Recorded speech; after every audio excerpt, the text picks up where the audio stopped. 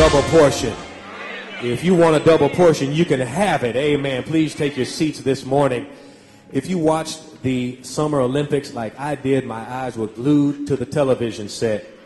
I am a big fan of Usain Bolt. He is a runner from Jamaica who has broken the world record in the 100-meter dash. He's run a 9.58. That is extraordinary.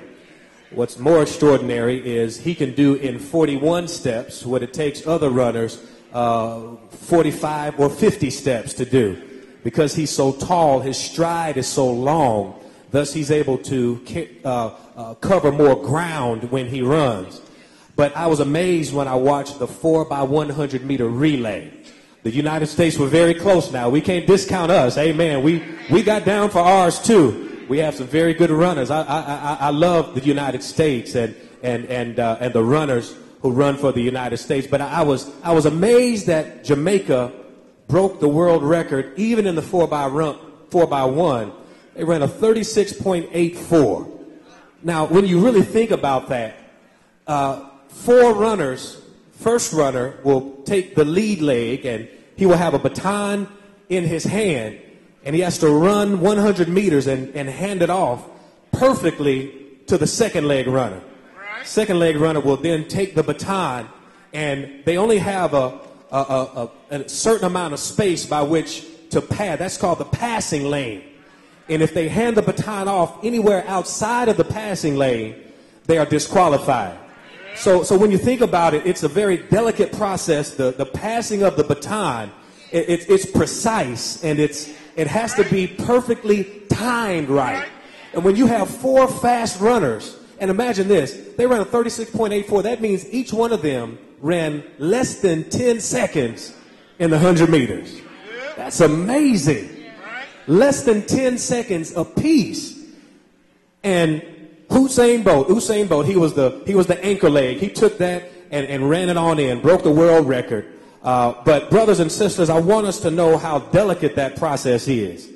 If a seamless passing of the baton is going to happen, it means that there has to be some precision. There has to be some thought placed into it. There has to be some practice behind it. They have to know what they're doing. But more than that, they have to be aware of their abilities such that they know when to run faster or when to pull up. Because what is important is not that each runner becomes the centerpiece himself. What's important is that they hand that baton off so that the team gets a victory. Oh, Lord, have mercy. And so, brothers and sisters, when we think about this historic transition that is taking place for the life of our church, Bishop T. Garrett Benjamin, after 43 years, is taking the baton, all of his gifts and all of his talent. He has to, in a precise way, pass the baton to me. And then I have to, in a precise way, not move too fast. I don't want to get outside of the passing lane. It means he has to hand the baton off to me. Not that he would shine and not that I would shine, but that we would all shine together as a team because we are all trying to get across the finish line. Brother, and if I could challenge us, brothers and sisters, the Holy Spirit is just dealing with me right now. We have to stop talking about how messed up our teens and our children are. We got to stop that. You want to know why? We have to stop criticizing the generation under us. Because if they are failures, it means the generation before them are the real failures. Can I tell you the truth? We have failed our children.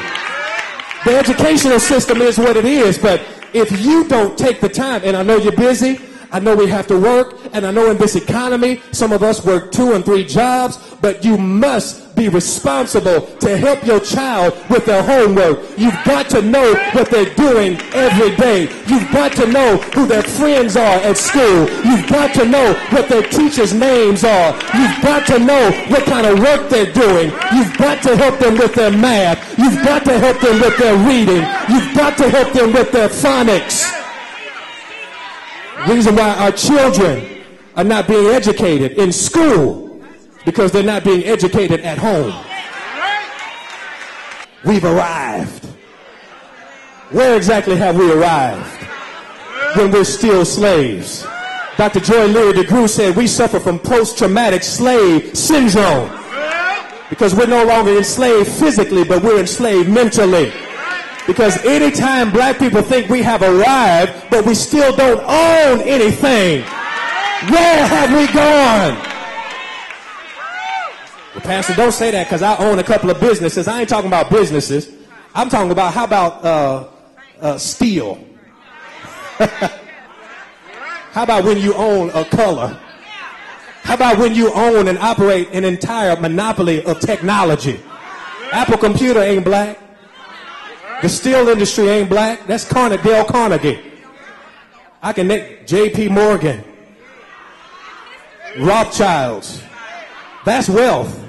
See, we satisfied with being rich. There's a difference in rich and wealth. As long as black folk get a dollar bill, we'll sell each other out. Oh, my God. Maybe I ought to move on from this. I should move on. I don't want to bore you with that. Let me get back to the text. There is a difference between wealth and being rich. Jay-Z is rich. Oprah's rich. Tyler Perry is rich. Wealth is when you have so much money that you can't spend it and your next generation can't spend it all. Wealth is when you have enough money that the generations behind you last forever. Wealth is when you own and operate an entire industry. Brothers and sisters, we have been satisfied with being rich. But that's called hood rich. That's called new money.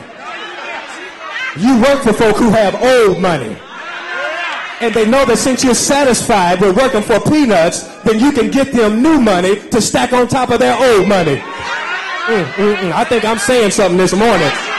So this is the solution. The solution is we've got to pull our resources together, and if we do that, we can have black businesses. We can own a black airline. We can own a black car manufacturing company. We can own a technology conglomerate if we come together. Figure out a way.